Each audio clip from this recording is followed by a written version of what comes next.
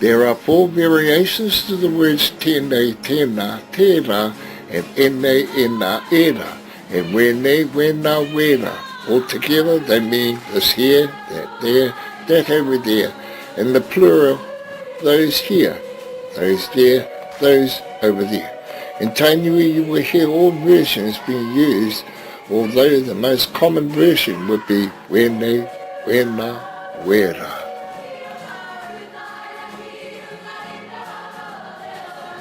Study this chart of sentence starter and singular and plural. This here, that there, that over there. The plural, these here, those there, those over there. And plural again with these here, those there, those over there.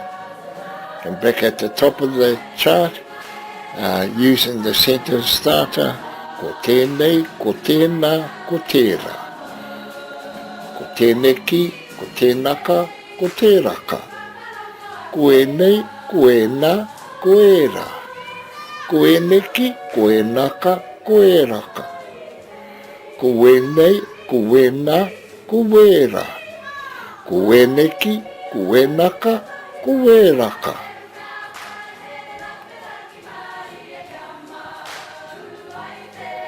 The following pakiwaitara, or story, will include some of the words or kupu in the displayed chart.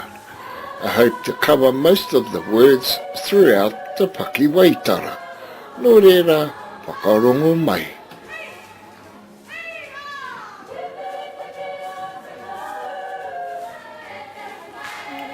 Tēnā koe e ko, kia ora koe e kare.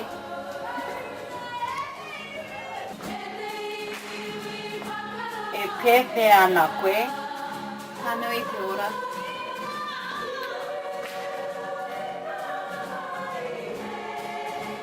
Ko tēneki oku nei, kōrero ki a koe I pirangi ahau moi. Kōrero mai.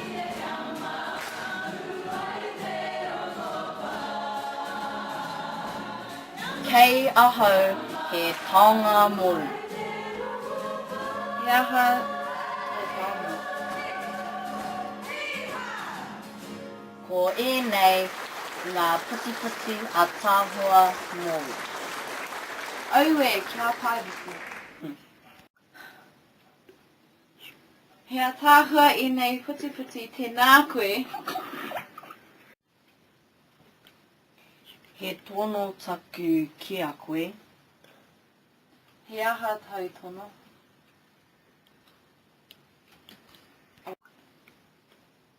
Kei te pirangi ahau I a koe hei whaiaipo. Aue taukiri, mena ko ena ngō whakaaro ka tautoko ahau. Ka noho tahi, ngā tokoroa nei, tainoa ki te wā, ka marena rawa.